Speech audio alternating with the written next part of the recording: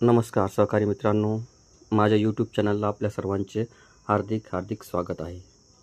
मी आपल्या सर्वांसाठी कर्मचाऱ्यांसाठी उपयोगी व महत्त्वपूर्ण व्हिडिओ आणणार आहे, पण त्यासाठी आपण माझ्या चॅनलला लाईक, शेअर व सबस्क्राईब करायला विसरू नका।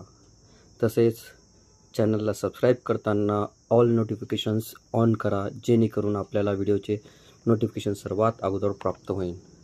चला तर मग जाऊया आपण आपल्या व्हिडिओमध्ये। कर्नाटक विधानसभा चुनाव में मिली करारी हार के बाद प्रदेश के मुख्यमंत्री बसवराज बोम्मई ने देर रात अपना इस्तीफा राज्यपाल थावरचंद गहलोत को सौंप दिया। इसी के साथ पूरे मंत्रिमंडल का भी इस्तीफा हो गया है। कर्नाटक विधानसभा चुनाव में भारतीय जनता पार्टी को 65 सीटें मिली हैं।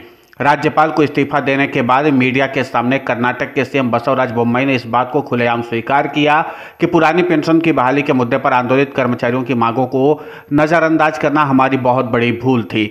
बोम्मई ने स्वीकार किया कि पार्टी को इस बात का अंदाजा था कि पुरानी पेंशन की बहाली के मुद्दे पर आंदोलित कर्मचारियों की वजह से हमें कुछ सीटों का नुकसान हो सकता है, लेकिन इस बात का अंदाजा पार्टी को बिल्कुल भी नहीं था कि यह आंदोलित कर्मचारी हमें सत्ता से दूर कर देंगे।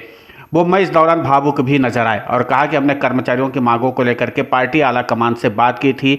पुरानी पेंशन की बहाली के मुद्दे पर कर्मचारियों की मांगों को नजरअंदाज नहीं किया जा सकता है, इस बात की जानकारी हमने पार्टी आला कमान को दी थी। और साथ ही उन्होंने हिमाचल प्रदेश के पूर्व सीएम जयराम ठाकुर का भी हवाला दिया था कि उन्होंने माना था कि पुरानी पेंशन की बहाली के मुद्दे पर आंदोलित कर्मचारियों की बदौलत हमें राज्य में हार का सामना करना पड़ा था, लेकिन उस समय पार्टी आला कमान ने कहा था कि इस मामले पर बाद में विचार किया जाएगा। लेकिन अब काफी देर हो चुकी है। हालांकि मैंने पुरानी पेंशन की बहाली के मुद्दे पर समाधान निकालने की पूरी कोशिश की थी, लेकिन उसके बाद इस मामले पर कोई भी समाधान नहीं निकल पाया और आज कर्मचारियों की बदौलत हमें सत्ता से बाहर होना पड़ रहा है। आपको बता दें कि पहले से ही इस बात का दावा किया जाता रहा था कि कर्नाटक में पुरानी पेंशन की बहाली के मुद्दे पर आंदोलित कर्मचारियों की बदौलत बीजेपी को बड़ी हार का सामना करना पड़ सकता है।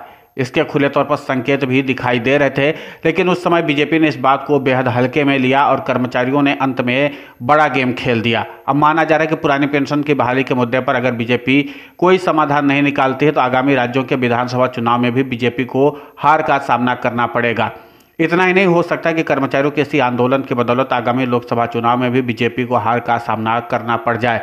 केंद्र स्टाफ साइड राष्ट्रीय परिषद के सचिव, national joint council of action के संयोजक शिव गोपाल मिश्रा कहते हैं कि देखिए, कर्नाटक के रिजल्ट से बड़ा संदेश मिला है। अब देखने वाली बात यह होगी कि 2024 में पुरानी पेंशन की बहाली के मुद्दे पर देश के 10 करोड़ सरकारी बाबुओं के कुनबे की नाराजगी कौन मोल लेगा।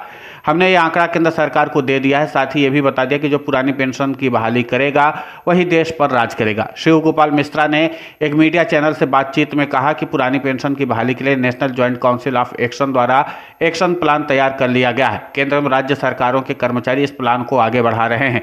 विरोध प्रदर्शन के कई चरण पूरे हो चुके हैं। देश के विभिन्न हिस्सों में 8 जुलाई को सरकारी कर्मचारी नई दिल्ली के जंतर मंतर पर पहुंचेंगे। सभी राज्यों की राजधानियों में प्रदर्शन होंगे।